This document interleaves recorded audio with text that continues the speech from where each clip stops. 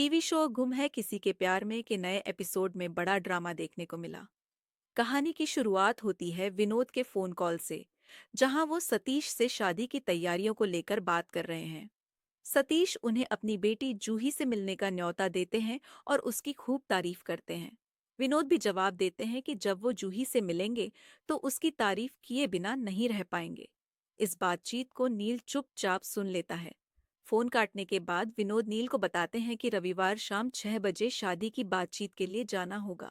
नील थोड़ी झिझक के साथ पूछता है कि क्या उसका जाना जरूरी है। इस पर विनोद उसे याद दिलाते हैं कि उसने परिवार से वादा किया था कि वो उन्हीं की पसंद की लड़की से शादी करेगा। नील अंदर ही अंदर उलझन में पड़ जाता है। अगर वो माता पिता की बात मानता है तो उसे अपने दिल की आवाज को अनसुना करना पड़ेगा, लेकिन अगर वो अपने दिल की सुनता है तो माता पिता की इज्जत पर आंच आ सकती है। उसे समझ नहीं आता कि तेजू उसके दिल में कहाँ खड़ी है। नील परिवार से कहता है कि वो इस मीटिंग में आएगा, लेकिन किसी को भी उस पर कोई दबाव नहीं डालना चाहिए। नील के जाने के बाद लीना चिंता में पड़ जाती है। उसे डर लगता है कि अगर नील को सच्चाई पता चली कि वो इस परिवार का असली बेटा नहीं बल्कि गोद लिया हुआ बच्चा है, तो क्या होगा। दूसरी ओर तेजू घर के कामों में जुटी हुई है। कपड़े धोने के बाद जब वो नाश्ता करने बैठती है तो लक्ष्मी उसे पहले मसाले पीसने का हुक्म देती है। तेजू मजबूरी में चक्की चलाने लगती है, जिससे उसके हाथों में छाले पड़ जाते हैं। दर्द से कराहते हुए वो अपने पिता मोहित को याद करती है और खुद को दिलासा देने के लिए एक गीत गुनगुनाने लगती है।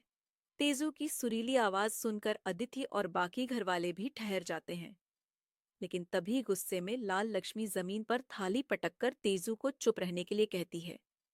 अदिति लक्ष्मी से पूछती है कि उसे तेजू के गाने से इतनी परेशानी क्यों हो रही है। इस पर लक्ष्मी अपने दिल की भड़ास निकाल देती है। वो कहती है कि मोहित हमेशा एक सिंगर पत्नी चाहता था और इसी वजह से उसने लक्ष्मी को कभी सच्चा प्यार नहीं दिया। वो तेजू से साफ कह देती है कि जब तक वो इस घर में है तेजू को गाने की इजाजत नहीं मिलेगी। अदिति तेजू की हालत देखकर लक्ष्मी का विरोध करती है और कहती है कि तेजू दिन भर घर के सारे काम करती है और अब उसके हाथों में छाले भी पड़ गए हैं। लेकिन लक्ष्मी को इससे कोई फर्क नहीं पड़ता।